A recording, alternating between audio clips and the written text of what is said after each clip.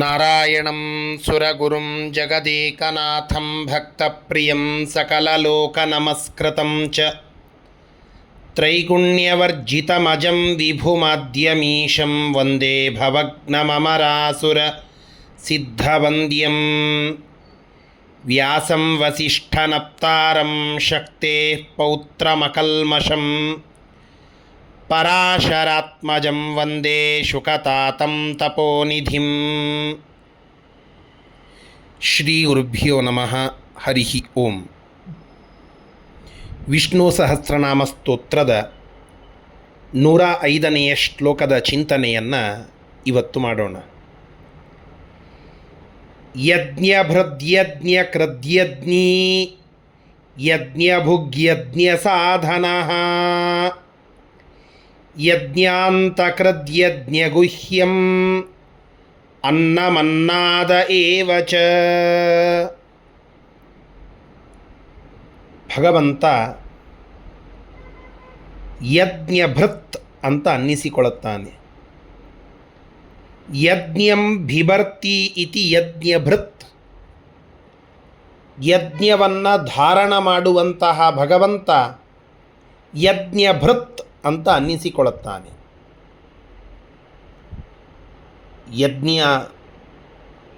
ಆ ಯಜ್ಞದ ಪಾಲಕನಾದಂತಹ ದೇವತೆ ಇಂದ್ರ ಮತ್ತು ಇಂದ್ರಪುತ್ರನಾದಂತಹ ಜಯಂತ ಈ ಯಜ್ಞ ಪಾಲಕರಾದ ದೇವತೆಗಳನ್ನು ತಾನೇ ಧಾರಣ ಮಾಡಿ ಅವರಿಗೆ ಶಕ್ತಿಯನ್ನು ನೀಡಿ ಆ ಯಜ್ಞ ಸಫಲವಾಗುವಂತೆ ಮಾಡುವ ಭಗವಂತನನ್ನು ಯಜ್ಞಭೃತ್ ಅಂತ ಕರೀತಾರೆ. ನಾವು ಮಾಡುವ ಸಕಲ ಯಜ್ಞಗಳಲ್ಲಿ ತಾನೇ ಸ್ವತಃ ಇದ್ದು ಆ ಯಜ್ಞವನ್ನು ನಮ್ಮಿಂದ ಮಾಡಿಸುವವನು, ಅದರ ಸಕಲ ಸಾಧನವನ್ನು ನಮ್ಮಿಂದ ಮಾಡಿಸಿ ನಮಗೆ ಪುಣ್ಯವನ್ನು ಕೊಡುವ ಸ್ವಾಮಿ ಆ ಭಗವಂತನಾದ್ದರಿಂದ ಯಜ್ಞಂ ಕರೋತೀತಿ ಯಜ್ಞಕೃತ್. ನಾವು ಬೇರೆ ಬೇರೆ ತರಹದ ಯಜ್ಞಗಳನ್ನು ಮಾಡಬಹುದು. ತುಂಬ ದೊಡ್ಡದಾದ ವಾಜಪೇಯಿ ಯಜ್ಞ, ಇನ್ನೂ ಭಾರಿಯಾದಂತಹ ಯಜ್ಞಗಳ ವಿಚಾರಗಳನ್ನು ನಾವು ಕೇಳಿದ್ದೇವೆ, ಅಶ್ವಮೇಧಾದಿ ಯಾಗಗಳು. ಅಂತಹ ಯಜ್ಞಗಳನ್ನು ಮತ್ತು ನಾವು ನಮ್ಮ ಮನೆಯಲ್ಲಿ ಮಾಡುವಂತಹ ಬೇರೆ ಬೇರೆ ಹೋಮಗಳು, ನಿತ್ಯದಲ್ಲಿ ಮಾಡಲೇಬೇಕಾದಂತಹ ವೈಶ್ವದೇವ ಯಜ್ಞ, ಊಟ ಇದೊಂದು ಯಜ್ಞ, ಜ್ಞಾನ ಕಾರ್ಯ ಇದೊಂದು ಯಜ್ಞ, ನಮ್ಮ ತಪಸ್ಸು ಇದೊಂದು ಯಜ್ಞ, ದಾನ ಇದೊಂದು ಯಜ್ಞ. ಹೀಗೆ ಗೀತೆಯಲ್ಲಿ ಹೇಳಿದ ಎಲ್ಲ ಪ್ರಕಾರದ ಯಜ್ಞಗಳು, ಯಜ್ಞಯಾಗಾದಿಗಳಲ್ಲಿ ತುಂಬ ಗರಿಷ್ಠ ಮಟ್ಟವಾದಂತಹ ಅಶ್ವಮೇಧಾದಿ ಯಾಗಗಳು, ಇವೆಲ್ಲವುಗಳನ್ನು ಮಾಡುತ್ತೇವೆ ಅಂತಂದರೆ ಅದನ್ನು ನಮ್ಮಲ್ಲಿ ನಿಂತು ಮಾಡಿಸುವ ಸ್ವಾಮಿ ಅದು ಪರಮಾತ್ಮ. ಅವನ ಸಂಕಲ್ಪವಿದ್ದರೆ ಆ ಯಜ್ಞಯಾಗಗಳು ನಡೀತವೆ. ಅಂತಹ ಸಕಲ ಯಜ್ಞಯಾಗಗಳನ್ನು ಆ ಯಜ್ಞಕರ್ತೃವಿನ ಅಂತರ್ಯಾಮಿಯಾಗಿ ಇದ್ದು ನಿಜವಾಗಿ ಮಾಡುವವನು, ಮಾಡಿಸುವವನು ಅದು ಭಗವಂತನಾದ್ದರಿಂದ ಅವನನ್ನು ಯಜ್ಞಕೃತ್ ಅಂತ ಕರೀತಾರೆ. ಯಜ್ಞಭೃತ್ ಮತ್ತು ಯಜ್ಞಕೃತ್ ಇದು ಭಗವಂತನ ಹೆಸರು.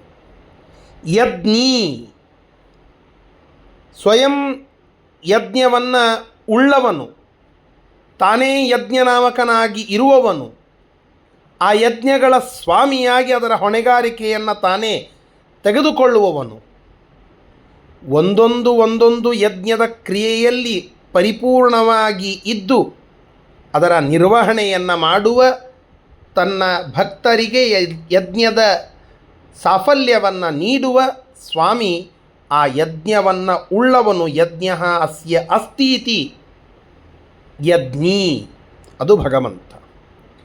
ಯಜ್ಞಭುಕ್ ಯಜ್ಞಂ ಭುಂಕ್ತೆ ಇತಿ ಯಜ್ಞಭುಕ್, ಯಜ್ಞಂ ಭೋಜಯತಿ ಇತಿ ಯಜ್ಞಭುಕ್.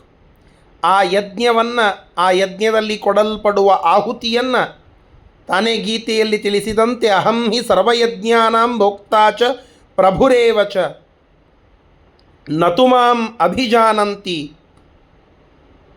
ತತ್ವೇ ಭಗವಂತ ಸ್ವತಃ ತಾನೇ ಹೇಳುತ್ತಾನೆ ಗೀತೆಯಲ್ಲಿ, ಸಕಲ ಯಜ್ಞಗಳ ಆಹುತಿಗಳನ್ನು ಸ್ವೀಕರಿಸುವ ಸ್ವಾಮಿ ನಾನೇ. ಇದನ್ನು ಸ್ವತಃ ಕೃಷ್ಣ ಹೇಳುತ್ತಾನೆ. ಅಹಂ ಹಿ ಸರ್ವಯಜ್ಞಾನಾಂ ಭೋಕ್ತ ಚ ಪ್ರಭುರೇವ ಚ ನತು ಮಾಂ ಅಭಿಜಾನಂತಿ ತತ್ವೇ ನಾತಶ್ಚ್ಯವಂತಿತೆ. ಸಕಲ ಯಜ್ಞಗಳ ಭೋಕ್ತೃ ನಾನೇ, ಅದರ ಒಡೆಯ ನಾನೇ. ಅಲ್ಲಿ ಇರುವ ಎಲ್ಲ ದೇವತೆಗಳ ಅಂತರ್ಯಾಮಿಯಾಗಿ ನಾನೇ ಆ ಆಹುತಿಗಳನ್ನು ಸ್ವೀಕಾರ ಮಾಡುವವನು. ಇದನ್ನು ಯಥಾರ್ಥವಾಗಿ ತಿಳಿ ಎನ್ನುವ ಸಂದೇಶವನ್ನು ನಾವು ಗೀತೆಯಲ್ಲಿ ಕೃಷ್ಣ ಪರಮಾತ್ಮನಿಂದ ತಿಳಿದುಕೊಳ್ಳುತ್ತೇವೆ. ಅಂತಹ ಯಜ್ಞ ಭುಕ್ ಅದು ಭಗವಂತ, ಯಜ್ಞ ಭೋಕ್ತಾರ ಅದು ಭಗವಂತ. ಸಕಲ ಯಜ್ಞಗಳ ಫಲವನ್ನು ನೀಡುವವನೂ ಪರಮಾತ್ಮನೇ. ಹೀಗೆ ಯಜ್ಞ ಭುಕ್ ಅದು ಭಗವಂತ. ಯಜ್ಞ ಸಾಧನ, ಯಜ್ಞವನ್ನು ಮಾಡುವಾಗ ನಮಗೆ ಬೇಕಾಗುವ ಸಕಲ ಸಾಧನಗಳು, ಸುಕ್ ಸ್ರುವ ಮುಂತಾದ ಏನು ಯಜ್ಞ ಸಾಧನಗಳಿವೆಯೋ ಆ ಎಲ್ಲ ಯಜ್ಞ ಸಾಧನಗಳಿಗೆ ಒಂದು ಶಕ್ತಿಯನ್ನು ನೀಡಿ ಆ ಸಾಧನಗಳು ಯಜ್ಞಕ್ಕೆ ಉಪಯುಕ್ತವಾಗುವಂತೆ ಅವುಗಳನ್ನು ಆ ರೀತಿಯಾದ ಮಂತ್ರಾತ್ಮಕವಾಗಿ ಸಿದ್ಧಿಯನ್ನು ಆ ಸಾಧನಗಳಿಗೆ ನೀಡುವಂತಹದ್ದು ಅದು ಭಗವಂತ. ಹೀಗಾಗಿ ಯಜ್ಞ ಸಾಧನ ಆ ಸುಕ್ ಮತ್ತು ಸ್ರವ ಮುಂತಾದವುಗಳಲ್ಲಿ ಇರುವಂತಹ ಭಗವಂತ, ಅವನು ಯಜ್ಞ ಸಾಧನ ಅಂತ ಅನ್ನಿಸಿಕೊಳ್ಳುತ್ತಾನೆ. ಯಜ್ಞಾಂತಕೃತ್, ಯಜ್ಞವನ್ನು ಅಂತ ಕೊನೆಗೊಳಿಸಲಿಕ್ಕೆ ಬಂದಂಥವರು ಯಾರು? ಸುಬಾಹು ಮತ್ತು ಮಾರೀಚರೆಂಬುವಂತಹ ರಾಕ್ಷಸರು. ರಾಮಾಯಣದ ತಾಟಕಾ ಸಂಹಾರದ ಸಂದರ್ಭದಲ್ಲಿ ನಾವು ಕೇಳುತ್ತೇವಲ್ಲ, ವಿಶ್ವಾಮಿತ್ರರು ಲೋಕ ಕಲ್ಯಾಣಾರ್ಥವಾಗಿ ಮಾಡುತ್ತಾ ಇದ್ದಂತಹ ಯಾಗವನ್ನು ತಡೆಯಲಿಕ್ಕೆ, ಅದಕ್ಕೆ ತೊಂದರೆ ಕೊಡುವುದಕ್ಕೆ ಸುಬಾಹು ಮತ್ತು ಮಾರೀಚ ಎಂಬುವ ರಾಕ್ಷಸರು ನಿತ್ಯದಲ್ಲಿ ಬರ್ತಾ ಇದ್ದರು. ಅವರ ಉಪಟಳವನ್ನು ತಡೆದು ಅವರ ಆ ಕಾರ್ಯವನ್ನು ನಿಲ್ಲಿಸಲಿಕ್ಕೆ ವಿಶ್ವಾಮಿತ್ರರು ಕರೆತಂದದ್ದು ಮರ್ಯಾದಾ ಪುರುಷೋತ್ತಮನಾದಂತಹ ರಾಮಚಂದ್ರ ಪ್ರಭುವನ್ನು ಮತ್ತು ಲಕ್ಷ್ಮಣನನ್ನು. ಹಾಗೆ ಯಜ್ಞವನ್ನು ನಾಶ ಮಾಡಬೇಕು, ಅಂತಗೊಳಿಸಬೇಕು ಅನ್ನುವ ಕೆಟ್ಟ ಹಂಬಲ ಇರುವ ರಾಕ್ಷಸೀಯ ಪ್ರವೃತ್ತಿಗಳಿಗೆ ಸುಬಾಹುವಂತಹ ರಾಕ್ಷಸರನ್ನು, ಮಾರೀಚನಂತಹ ರಾಕ್ಷಸರನ್ನು ಕೃಣೋತೀತಿ ಕೃತ್, ಅವರನ್ನು ಸಂಹರಿಸುವವನು, ಅವರ ನಾಶಕ್ಕೆ ಕಾರಣನಾಗುವ ಭಗವಂತ ರಾಮ ಯಜ್ಞಾಂತಕೃತ್ ಅಂತ ಅನ್ನಿಸಿಕೊಳ್ಳುತ್ತಾನೆ. ಇದು ಒಂದರ್ಥ. ಇನ್ನೊಂದು ಯಜ್ಞಾಂತಕೃತ್, ನಿಜವಾಗಿ ಯಜ್ಞ ಅದು ಸಮಾಪನಗೊಳ್ಳುವಂತಹದ್ದು ಭಗವಂತನ ಪೂಜೆಯಿಂದ. ಭಗವಂತನಿಗೆ ಅಲ್ಲಿ ನಾವು ಮಾಡಿದಂತಹ ಕಾರ್ಯವನ್ನು ಸಮರ್ಪಣೆ ಮಾಡೋಣದರಿಂದ. ಹೀಗಾಗಿ ಆ ಯಜ್ಞವನ್ನು ಕೊನೆಗೊಳಿಸುವುದು ಅದು ಭಗವಂತನೇ. ಅವನ ಪ್ರಾರ್ಥನೆಯೇ ಕೊನೆಯಲ್ಲಿ ಆ ಯಜ್ಞ ಸಮರ್ಪಣಗೊಳ್ಳುತ್ತದೆ. ಅದರಿಂದಲೇ ನಾವು ಮಾಡುವಂತಹ ಈ ಜ್ಞಾನಯಜ್ಞ ಇದು ಸಮಾಪ್ತಿಗೊಳ್ಳುವುದು. ಇನ್ನು 2 ಶ್ಲೋಕಗಳಿವೆ. ಇದರ ಸಮಾಪ್ತಿ ಅದು ಭಗವಂತನಿಗೆ ನಾವು ಅದನ್ನು ಸಮರ್ಪಣೆ ಮಾಡೋದೇ ಇದರ ಮಂಗಳ. ಹೀಗಾಗಿ ಯಜ್ಞಾಂತಕೃತ, ಜ್ಞಾನಯಜ್ಞ, ದಾನಯಜ್ಞ, ತಪೋಯಜ್ಞ, ವೈಶ್ವಾನರ ಯಜ್ಞ, ಇಂತಹ ಸಕಲ ವಿಧವಾದ ಯಜ್ಞಗಳು ಸಮರ್ಪಣಗೊಳ್ಳೋದು ಅಲ್ಲಿ ಕೊನೆಯಲ್ಲಿ ಕೃಷ್ಣಾರ್ಪಣ ಅನ್ನೋದರಿಂದ. ಹೀಗಾಗಿ ಯಜ್ಞಾಂತಕೃತ ಅದು ಭಗವಂತ. ಯಜ್ಞಗುಹ್ಯಂ, ಯಜ್ಞದಲ್ಲಿ ಗುಹ್ಯವಾಗಿ ನಿಗೂಢವಾಗಿ ತುಂಬಿರುವ ಸ್ವಾಮಿ ಅದು ಪರಮಾತ್ಮ. ಆದ್ದರಿಂದ ಯಜ್ಞಗುಹ್ಯಂ. ಅನ್ನಂ, ಪರಮಾತ್ಮ ಅನ್ನ ಅಂತ ಅನ್ನಿಸಿಕೊಳ್ಳುತ್ತಾನೆ. ಅನ್ನ ಅಂದರೆ ಏನು? ತಿನ್ನುವ ವಸ್ತು. ಯಾವುದನ್ನು ನಾವು ತಿಂತೇವೋ ಅದೆಲ್ಲವೂ ಅನ್ನ. ಈ ಇಡೀ ಜಗತ್ತು ಯಾರ ಪಾಲಿಗೆ ಅನ್ನವೋ ಅಂತಹ ಭಗವಂತ ಅನ್ನ. ಜಗತ್ತಿನಲ್ಲಿ ತುಂಬಿರುವ ಸಮಸ್ತ ವಸ್ತುಗಳ ಒಳಗೆ ಒಂದು ಚೈತನ್ಯ ಶಕ್ತಿ ತುಂಬಿದೆಯಲ್ಲ, ಅದು ಅನ್ನ.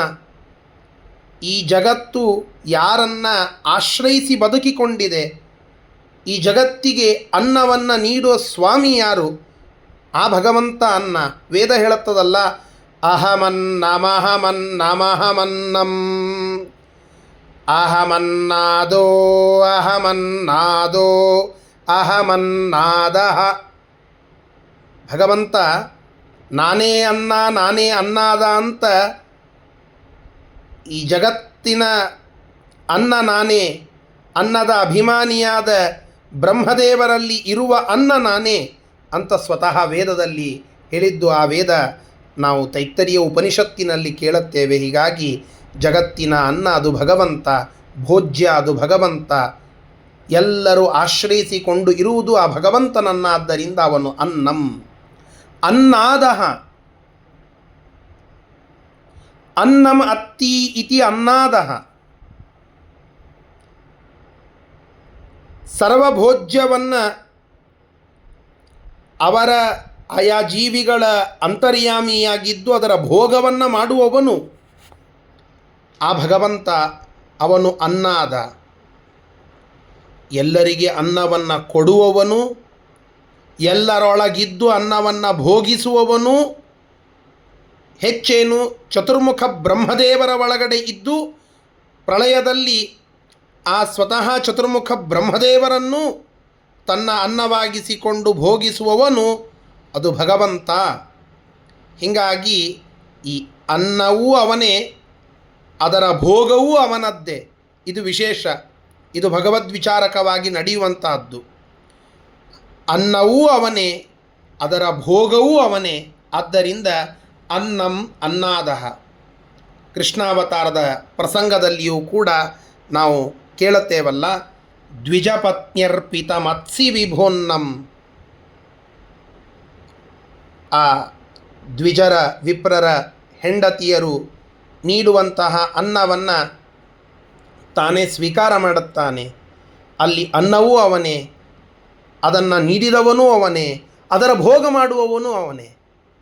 ಹೀಗಾಗಿ ಅನ್ನ ಮತ್ತು ಅನ್ನಾದ ಈ ಎರಡೂ ಕೂಡ ಅದು ಭಗವಂತನೇ ಅನ್ನುವ ಸಂದೇಶವನ್ನು ಅನ್ನಮನ್ನಾದಃ, ಅನ್ನಂ ಅನ್ನಾದಃ ಅನ್ನುವ ಈ ಎರಡು ಭಗವಂತನ ನಾಮಗಳು ತಿಳಿಸಿಕೊಡುತ್ತದೆ. ಇಂತಹ ಈ ಎಲ್ಲ ನಾಮಗಳಿಂದ ಸ್ತುತ್ಯನಾದ ಪರಮಾತ್ಮ ನಮ್ಮ ಈ ಒಂದು ಚಿಕ್ಕದಾದ ಜ್ಞಾನ ಯಜ್ಞಕ್ಕೆ ರಕ್ಷಣೆಯನ್ನು ಇತ್ತು ಕಾಪಾಡಿದವನು ಪರಮಾತ್ಮ. ಅವನು ನಮ್ಮನ್ನು ರಕ್ಷಣೆ ಮಾಡಲಿ ಸದಾಕಾಲ ಅಂತ ಪ್ರಾರ್ಥನೆಯನ್ನು ಮಾಡೋಣ. ಆ ಭಗವಂತನಿಗೆ ಸಕಲವನ್ನು ಸಮರ್ಪಿಸೋಣ. ಶ್ರೀಕೃಷ್ಣಾರ್ಪಣಮಸ್ತು. ಹರಯೇ ನಮಃ.